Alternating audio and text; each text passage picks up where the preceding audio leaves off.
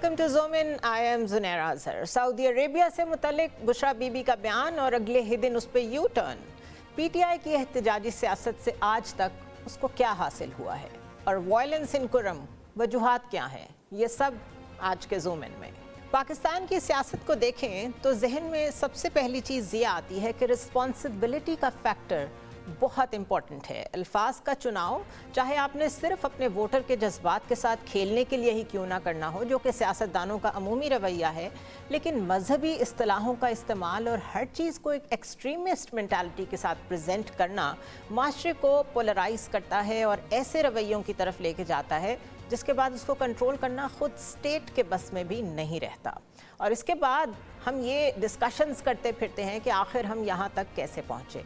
आजकल क्योंकि 24 नवंबर को पीटीआई ने एहतजाज की कॉल दे रखी है, तो अगर उनकी सियासत पे एक नज़र डालें तो अप्रैल 2022 में हुकूमत ख़त्म होने के बाद एक तसलसल के साथ साथ एक नैरेटिव बिल्ड किया गया जिसमें मज़हब से लेके पाकिस्तान के दूसरे ममालिक से ताल्लुकात तकरीबन हर चीज़ पोलिटिसाइज होती नज़र आई।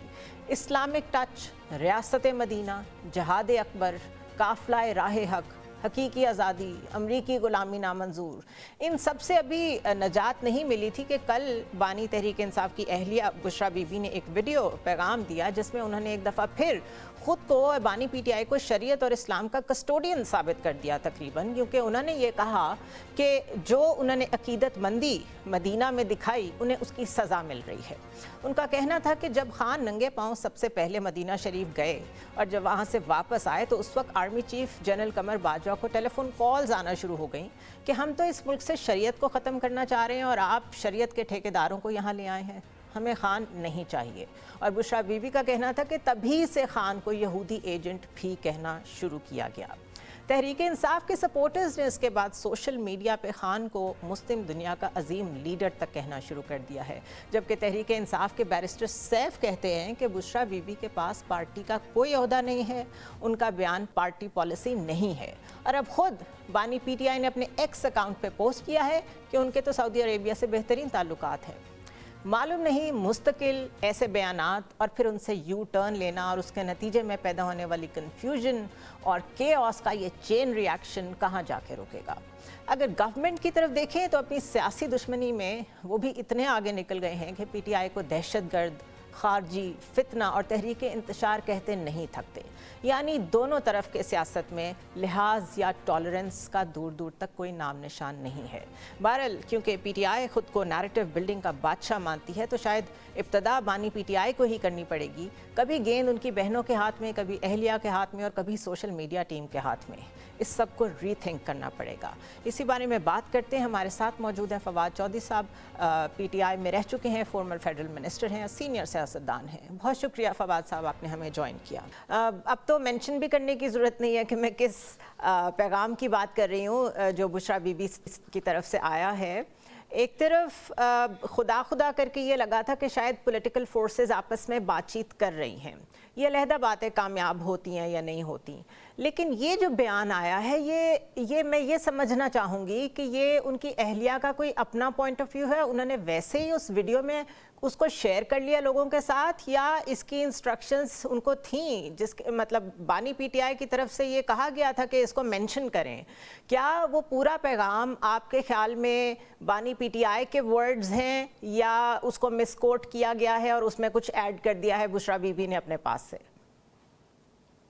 नहीं, वो तो आज इमरान खान साहब की तो ट्वीट आ गई है ना, और आज जो उन्होंने बातचीत की है उसमें उन्होंने क्लैरिफाई की है चीज़ें।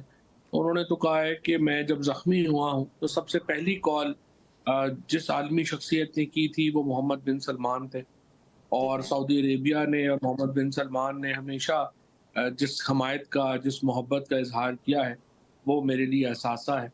और उन्होंने बड़ी तफसील से जो है वो इन सारी बातों को एड्रेस किया है।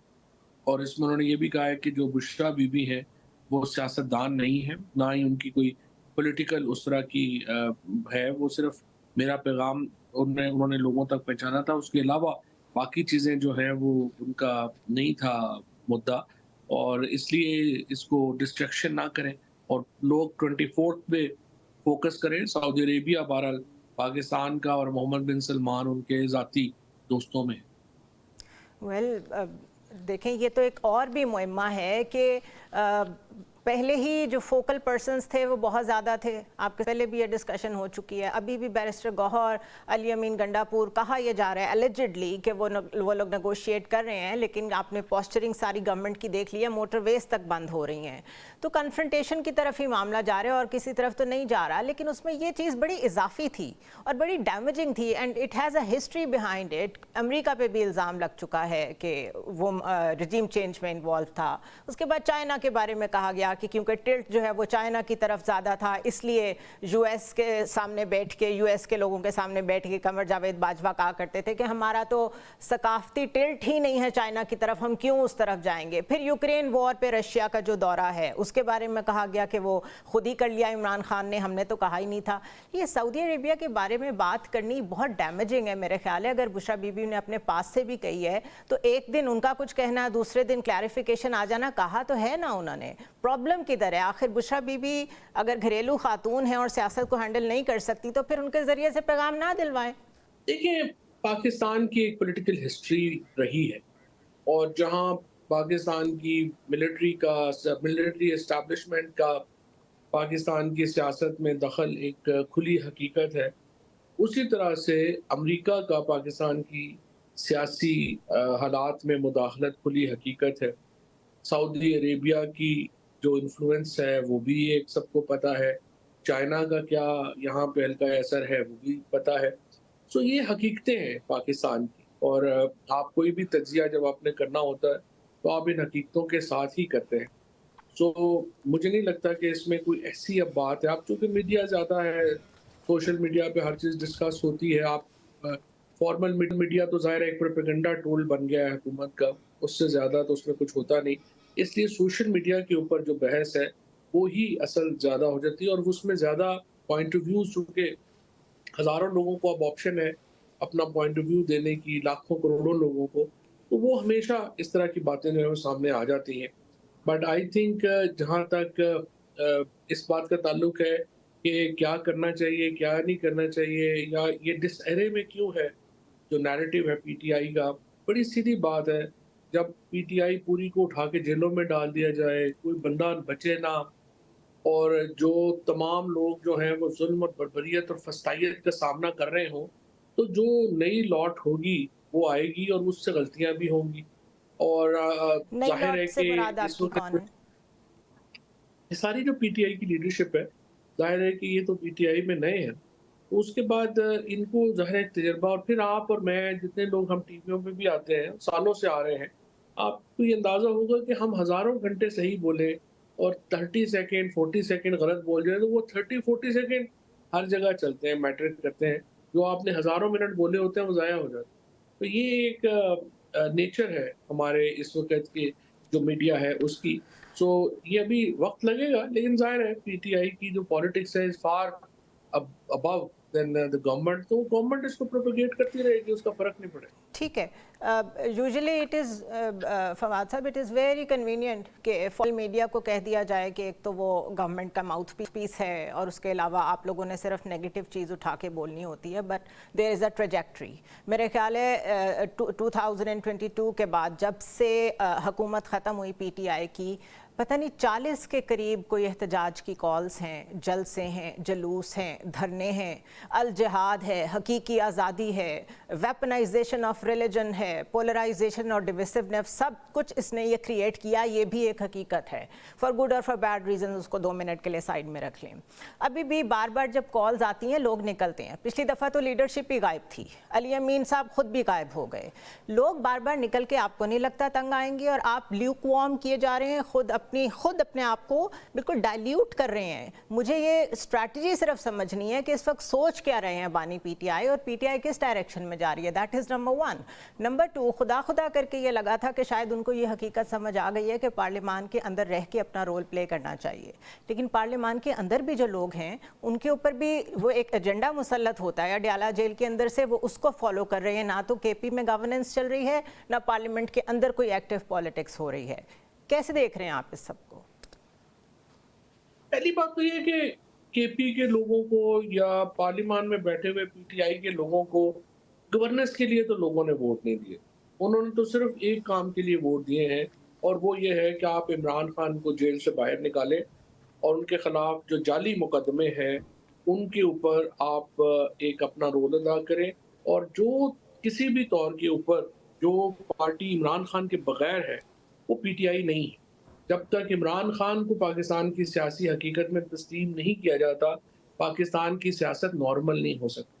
और अभी जो आपने कहा कि एहतजाज होते हैं और डिविसिवनेस है और ये, इस सब की रूट कॉज सिर्फ एक है कि ये जो ख्वाहिश है कि इमरान खान के बगैर पाकिस्तान को चला लिया जाए, इमरान तो खान के बगैर फिर पाकिस्तान इमरान की खान सियासत को नॉर्मलाइज। अंदर से बैठ के एक ऑर्डर दें, अगर वो एक हुक्म जारी कर दें जितनी उनकी फॉलोइंग है, तो यहाँ सुकून भी हो सकता है, यहाँ ऑर्डर भी हो सकता है। क्या वजह है कि बार बार सिर्फ एहतजाज की ही कॉल आती है?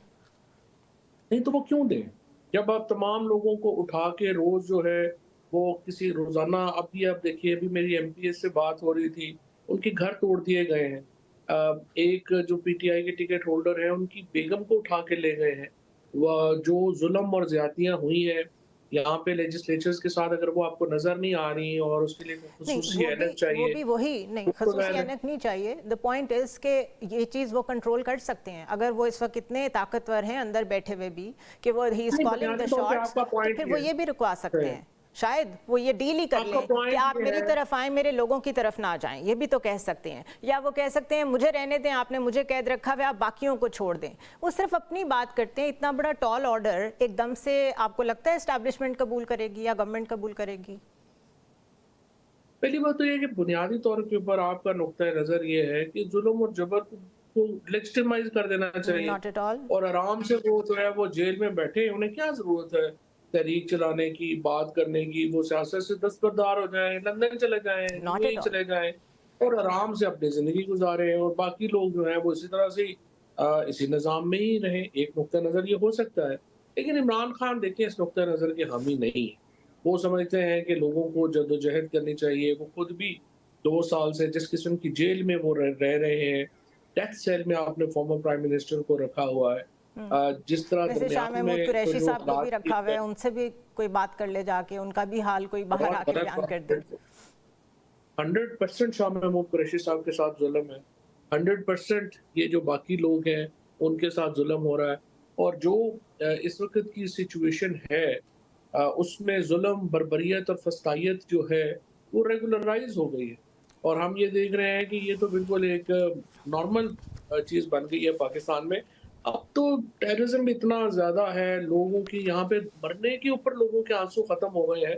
तो ये तशद्दुद और ये तो इसके ऊपर तो बात करना ही लोग समझते हैं कि वक्त का ज़िया है। अदालतों में आज आपने देख लिया इस्लामाबाद हाई कोर्ट के जज साहब ने क्या रिमार्क्स दिए।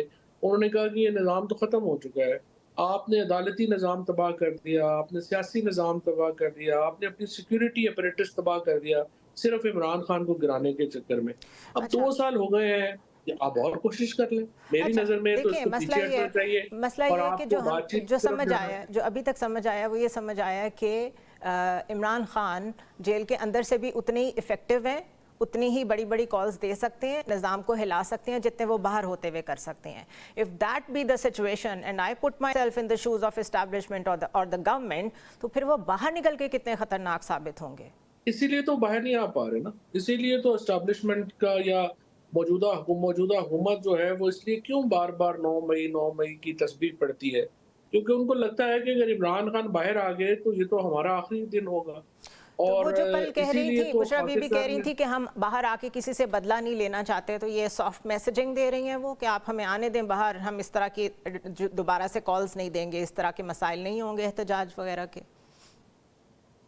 आई थिंक ये बड़ी सेन बात उन्होंने की है। और इसको, लेकिन ये बात तरीके इंसाफ को, जो पॉलिटिकल पार्टीज हैं उनको भी ये स्पेस देनी होगी और तरीके इंसाफ को भी एक कदम पीछे जाना होगा, सियासी जमातों से बात करनी होगी और उनको ये यकीन दिलाना होगा कि जो 2 साल उन्होंने तरीके इंसाफ के साथ किया है वो नहीं होगा। अच्छा, तो knowing this is Imran Khan, important. आप बहुत करीब रहे हैं उनके, में ये बड़ी इम्पोर्टेंट बात। आप बहुत करीब रहे हैं उनके, आपको लगता है इमरान खान अगर बाहर आ जाते हैं तो वो खामोश बैठेंगे? देखिए, बाहर आना तो बात की बात है, पहले आप पॉलिटिकल टेम्परेचर तो नीचे करें ना।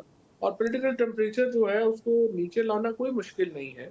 आप जो एजाज चौधरी हैं, यास्मीन राशिद हैं, महमूद रशीद हैं, शाह महमूद कुरैशी हैं, उमर चीमा है, इनको जो है वो आप रिहा करें।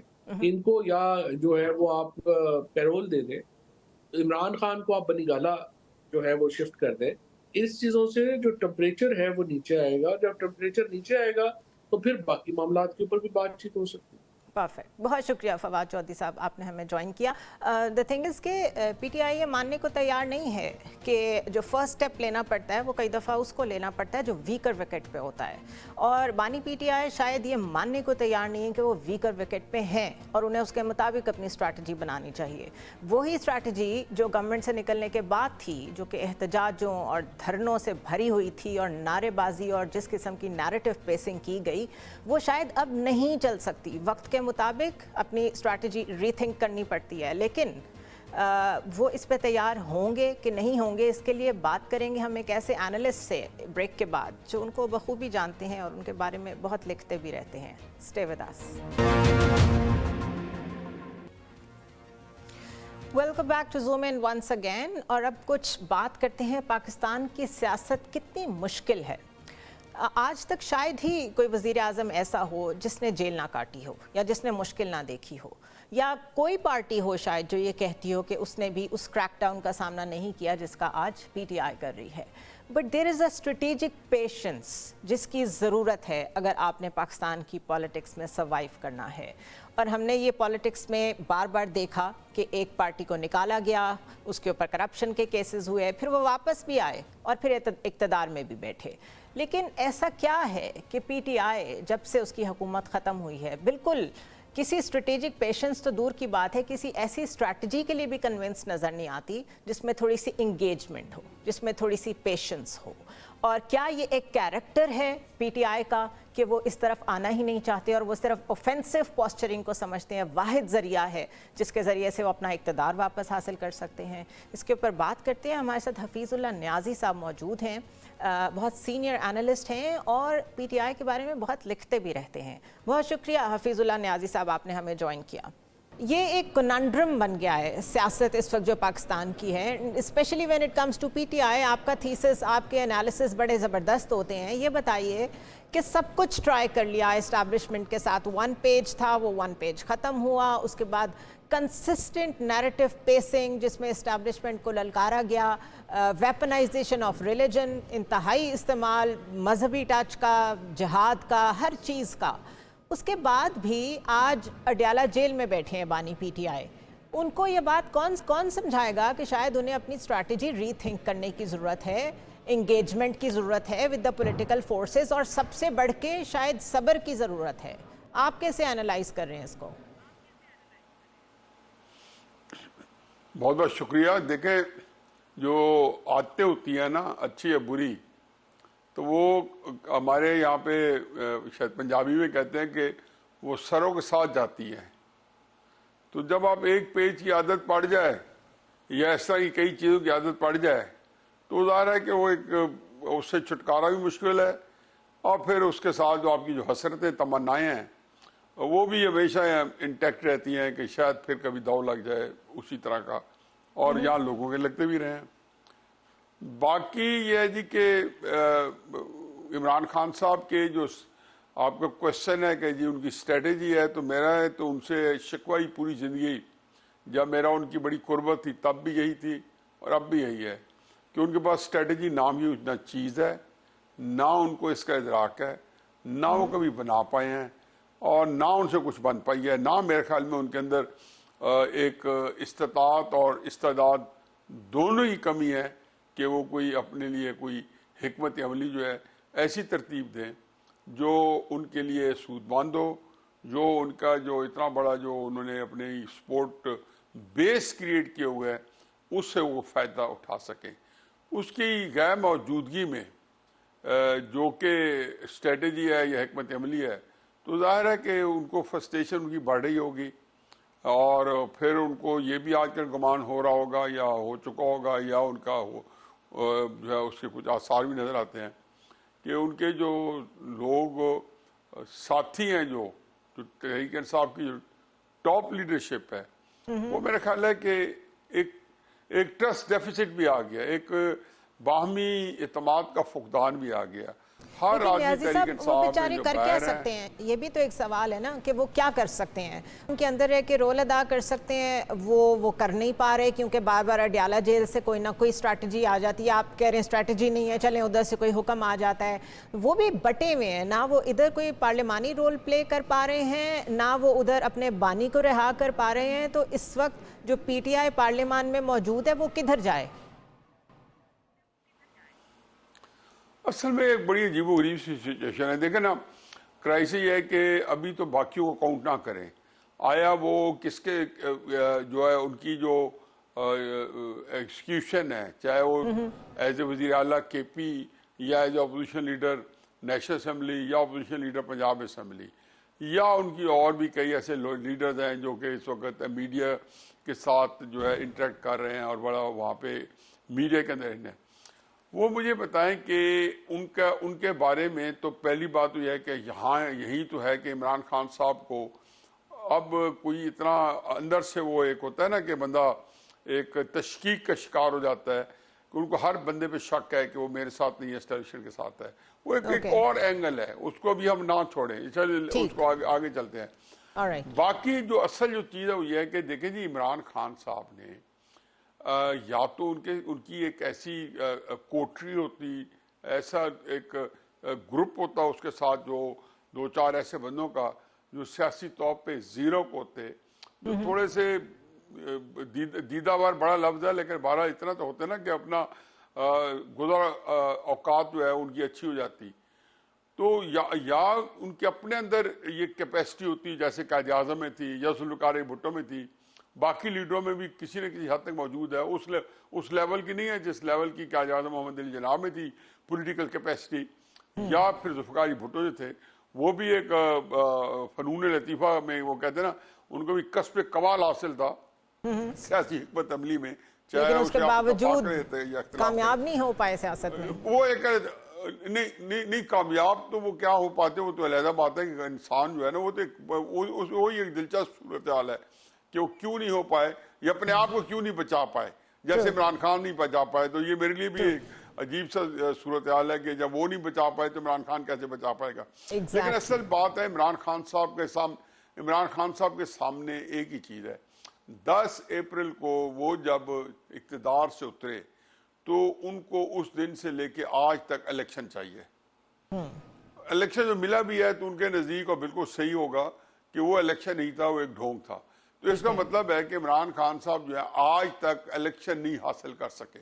इस सिलसिले में उन्होंने बहुत इन्वेस्टमेंट किया है, यानी कि 10 अप्रैल से लेके 20 मई के दरमियान तक उन्होंने 38 जलसे किए और पंजाब का एक जगह खंगाला। फिर उन्होंने लॉन्ग मार्च किया 25 मई को, फिर उसके बाद ज़िमनी इलेक्शन आए, कई आए, 21 आए MPS के पंजाब यूनिवर्सिटी में, बाकी जगह आए। उन सारी सिलसिलों में मुख्तलिफ जगहों में जलसे जुलूस करते रहे जो कि पॉलिटिकल कैंपेन थी। सब के अंदर ये था कि इलेक्शन चाहिए थे और वो आज तक हर चीज के पीछे जो साइंस इलेक्शन थे, अगर इलेक्शन नहीं ले सके तो इसका मतलब है कि इस हिकमत अमली में सुकम था, कोई उसके अंदर कोई एक डिसऑर्डर था। अब उसको कैसे उसको रिड्रेस करना था, ये यार उनका अपना काम है। क्या सुकम था वो समझते भी है कि नहीं है, हो सकता है वो समझते हो ना, कोई सुकम नहीं है। लेकिन उन्होंने जितने इसके अंदर इन्होंने हुनर आजमाए, उन्होंने असम्बलियों को रिजाइन दिए, असम्बलियाँ डिजोल्व की, उन्होंने जुलूस निकाले, रैली निकाली, लेकिन कोई उनका हुनर कारगर साबित नहीं आया। तो मुझे तो ये समझता हूँ कि इमरान खान की बदकिस्मती होगी कि अगर वो स्पोर्ट बेस को जो है वो अपने किसी सियासी यूटिलाइज ना कर सके। बुशरा बीबी का जो रोल से सामने आया है, दे कीप ऑन सेइंग कि वो गैर सियासी हैं, वो घरेलू हैं, बट कल तो उन्होंने पैगाम बानी PTI का खुद पहुंचाया, जिससे शायद आपकी बात की तस्दीक होती है कि ट्रस्ट डेफिसिट बाकी लीडरशिप में इतना है कि पैगाम भी उन्होंने अहलिया के ज़रिए से दिया है अब। लेकिन उस पैगाम में जो एक और फॉल्ट लाइन थी वो सऊदी अरेबिया से मुतल्लिक आपने देखी और फिर आज ही एक दिन के अंदर अंदर एक और यू टर्न कि नहीं, हम मेरे तो बहुत अच्छे ताल्लुकात हैं, उन्होंने X के ऊपर पोस्ट की है। इसको आप कैसे देख रहे हैं? आगे आगे कौन कमांड संभालता आपको नजर आ रहा है? अहलिया के बहने या उसी तरह चलेगा मामला? देखिए जी, इस सिलसिले में मुझे तो ये नहीं पता कि कौन संभालेगा, लेकिन सियासत जो है वो अपने तौर पे एक बड़ी एक उसकी अपनी सितम ज़रीफ़ी, उसकी अपनी वक्री टाइप की होती हैं, मुख्तलिफ नौइयत की होती हैं। और उसके अंदर मैंने ये देखा है कि एक जो सियासत है, क्योंकि मैं खुद एक पॉलिटिकल एनिमल हूँ, हालांकि मैंने सियासत की नहीं है पॉलिटिकल, लेकिन स्टूडेंट लाइफ से मैं एक्टिविस्ट हूँ, तो मैं ये कह सकता हूँ कि इसके अंदर इंसान जो है, बाप बेटे को कत्ल कर देता है, बेटा बाप को कत्ल कर देता है, भाई भाई को कत्ल कर देता है। ये हमने तारीख देखी है, 3-4 हज़ार साल की जो ह्यूमन डॉक्यूमेंटेड हिस्ट्री है, इसके अंदर कोई बड़ी बेरहमी आती है। जब आपके पास इक़्तिदार का आता है तो फिर आप अपने सगे बाप को कत्ल करके इक़्तिदार हासिल कर लेते हो और अपने भाई को कत्ल कर देते हो।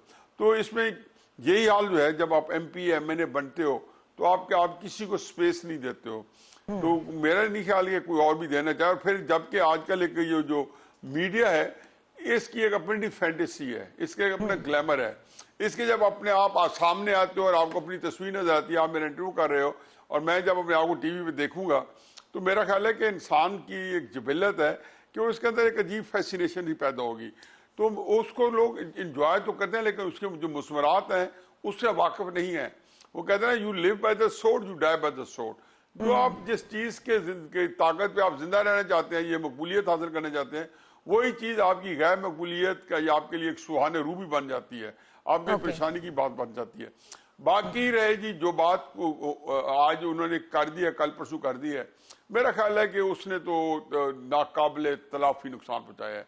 उसके लिए ये वजाहत नहीं कि आप एक्स के ऊपर 2 लाइनें लिख दें, उससे ज्यादा डैमेज कंट्रोल क्या क्यों की उन्होंने ये बात, किसने की है, क्या पीछे हिडन पर्पस था, किसी ने उनको फीड किया है, किस तरह फीड किया गया है, क्यों किया गया है, क्या वो देखना चाहते थे। मेरा ख्याल है कि मुझे समझ नहीं आती कि इसका कोई फायदा किसी सूरत में नहीं होना था, बल्कि नुकसान की नौइयत जो है वो कम से लेके बड़ी थी और बहुत ही ज्यादा बड़ी हो सकती थी या हो चुकी है। तो वो बताते थे। अब तहरीक इंसाफ की बदकिस्मती है कि उनकी इमरान खान साहब की 30 साल सियासत जो है वो वजाहतों से भरी पड़ी है। मेरा ख्याल है कि जो वजाहत है ये किसी सियासत के अंदर सबसे तकलीफदेह पहलू होता है। मतलब मैं आपको एक मिसाल दूं, आपने एक नाम सुन रखा होगा और जाहिर है कि एज ए पाकिस्तानी हमने से कौन है कि जो है इस नाम से वाकिफ ना हो, चाहे अनपढ़ हो चाहे पढ़ा लिखो, क्या इजाजत मोहम्मद अली जनाब। बीबी उन्होंने 1903 से सियासत शुरू की और उनकी डेथ हुई है, रेलत फरमाई है 11 सितंबर 1948। 45 साल सियासत के अंदर एक दफा नहीं वजाहत दी, एक दफा नहीं कहा कि इस फैसले में मेरा मतलब ये था, मैं मतलब ये था, हमारे ये सुकम था। एक दफा नहीं कहा कि हाँ ये फैसला मुझे नहीं करना चाहिए था। अब आ जाए हमारे मकबूल कौमी रहनुमा के ऊपर। इन्होंने 25 अप्रैल 1996 से सियासत शुरू की है और आज मेरे ख्याल में 22 की तारीख है शायद नवंबर की। आज तक एक सियासी फैसला नहीं लिया। एक देखा 28 ईयर्स और few months, it's a big span, it's a long time, long haul. ठीक है जी। अब इसके अंदर एक सियासी फैसला नहीं लिया, एक भी, जिसके बारे में इन्होंने खुद ये ना बाद में इसका इतराफ ना किया हो कि हाँ ये मुझे नहीं लेने चाहिए। वेरी ब्रीफली आप क्या एडवाइस करेंगे बानी PTI को? इफ इट्स यू, आप उन्हें क्या एडवाइस करेंगे? नहीं, मेरा ख्याल है कि जो कुछ है अब तो वो एक फिक्स में है और यहाँ से निकलने के रास्ते उन्होंने खुद अपने सारे बंद कर दिए हैं। ये कभी को हो सकते थे तो इसका आगाज उनको 3 साल पहले करना था, इसका आगाज 10 अप्रैल के बाद करना था। मेरा नहीं ख्याल कि आप जिस रास्ते पे निकल के और जो उन्होंने जान जोखों से जहाँ पे उन्होंने अपने आप को बचाया है, यहाँ से कोई बस ये है कि वो कहते हैं ना मारो या मर जाओ, ये उनकी कैफियत है। पूरी तहरीक इंसाफ की सियासत का एक अंजाम है कि आपकी या मर जाओ या किसी को मार दो या और बस ये मेरा ख्याल है कि बड़ा बदकिस्मत अंजाम है। बहुत शुक्रिया हफीजुल्लाह नियाज़ी साहब।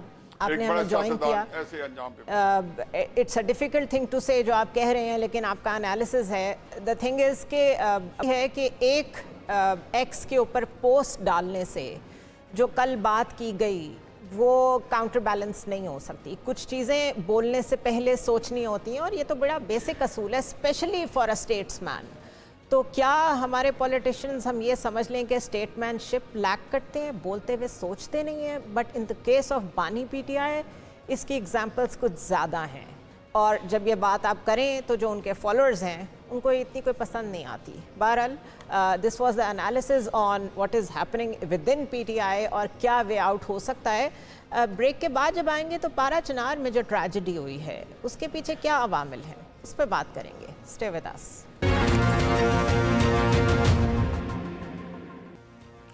Welcome back to zoom in once again. और एक और दिन, एक और सानहा। कल सूबा खैबर पख्तूनख्वा के इलाके कुरम में एक वाक़या पेश आया जिसमें मुसाफिर गाड़ियों पर फायरिंग के नतीजे में अब तक की इतलात के मुताबिक तकरीबन 44 अफराद जान की बाजी हार चुके हैं और 200 से ज़ायद ज़ख्मी हैं। पाकिस्तान का ये सूबा अपनी खूबसूरती की वजह से एक आलमी शोहरत रखता है। यहाँ के माउंटेन्स, वाटरफॉल, वैलीज़ दुनिया भर के टूरिस्ट की तवज्जो का मरकज़ हैं। मगर एक खूबसूरत और जन्नत नज़ीर टुकड़े में अगर किसी चीज़ की कमी है तो वो है पीस की। और कोई जगह जितना भी पोटेंशियल रखती हो, अगर वहाँ अमन नहीं है तो डेवलपमेंट नहीं हो सकती। Development and peace go side by side. ये दुरुस्त है कि रिपोर्ट्स के मुताबिक पाकिस्तान में 2023 से अब तक दहशतगर्दी के वाक़यात में 6 गुना इजाफा हुआ है। लेकिन अगर कुरम और पारा चिनार के मामले में हम कुछ इंसाइट रखें तो इंसानियत के पीछे सिर्फ दहशतगर्दी नहीं है बल्कि कबाइल की आपस की जंग है। कल होने वाला वाक़या भी इन कबाइली कॉन्फ्लिक्ट्स और सेक्टेरियन वायलेंस की एक कॉन्टिन्यूएशन है जिसको लॉ एंड ऑर्डर सिचुएशन के ज़रिए कंट्रोल किया जा सकता है। ये हुकूमतों का गवर्नेंस का फेलियर है और वफाक और सूबों की आपस की लड़ाई का नतीजा है। हुकूमतें सिर्फ स्टेटमेंट्स दे के और वादे करके लोगों को उनके हाल पे छोड़ देती हैं और समझती हैं कि सिक्योरिटी ऑपरेशंस से मसला हल हो जाएगा। हकीकत यह है कि अगर इस मामले को बहुत लॉन्ग टर्म इग्नोर करते रहे तो इसमें मज़ीद सानहात जन्म लेंगे और हर सानहे के बाद अगर आपकी प्रायोरिटी का ये आलम है कि जो मल्टी पार्टी कॉन्फ्रेंस जिसमें केपी की सिक्योरिटी की सूरत हाल का जायज़ा लेना मकसूद है वो अगले महीने बुलाई गई है, तो फिर व्हाट कैन वी से? अगले महीने और आज के बीच में अगर वहाँ मज़ीद वायलेंस हुई तो इसका ज़िम्मेदार कौन है? और स्टेट अगर कुरम एजेंसी में वायलेंस के इन वाक़यात को रोकना चाहती है, इस चेन रिएक्शन को स्टॉप करना चाहती है, तो सिर्फ सिक्योरिटी ऑपरेशन नहीं बल्कि लॉ एंड ऑर्डर के ज़रिए से इन तमाम शरपसंदों को कैफरे किरदार तक पहुंचाना पड़ेगा, अपनी रिट इस्टेब्लिश करनी पड़ेगी। ये सब डिस्कस करते हैं। हमारे साथ मौजूद हैं डॉक्टर कमर चीमा जो कि डिफेंस एनालिस्ट हैं। Thank you so much doctor Qamar for joining us. ये तो हम बहुत अरसे से बात कर रहे हैं कि 6 फोल्ड्स इजाफा हुआ है, 6 गुना इजाफा हुआ है टेररिज्म का पाकिस्तान में जब से अफ़गानिस्तान में तालिबान की गवर्नमेंट आई है या वहाँ से अमेरिकन इवैक्यूएशन हुई है। बट अगर ये कुरम का वाक़या हम अपने सामने रखें तो इसमें एक नीश मौजूद है जिसकी कॉन्टीन्यूटी है और जिसकी हिस्ट्री मौजूद है, दैट इज़ ट्राइबल फ्यूडिज़म, जो आपस में ट्राइबल्स की लड़ाइयाँ होती रहती हैं और सेक्टेरियन वायलेंस भी उसका हिस्सा है। हम क्या कहाँ नाकाम होते हैं? सिक्योरिटी ऑपरेशंस होते हैं, वो एरिया सैनिटाइज करते हैं, क्लियर करते हैं, उसके बाद वहाँ पे जो एक गवर्नेंस और एक रिट सिविल गवर्नमेंट की होनी चाहिए वो हमें वहाँ नज़र नहीं आती। क्या ये उसकी वजह है कि बार बार वहाँ ये सीरीज़ ऑफ इवेंट्स हमें नज़र आता है या फिर कोई और एलिमेंट है जो हम मिस कर रहे हैं?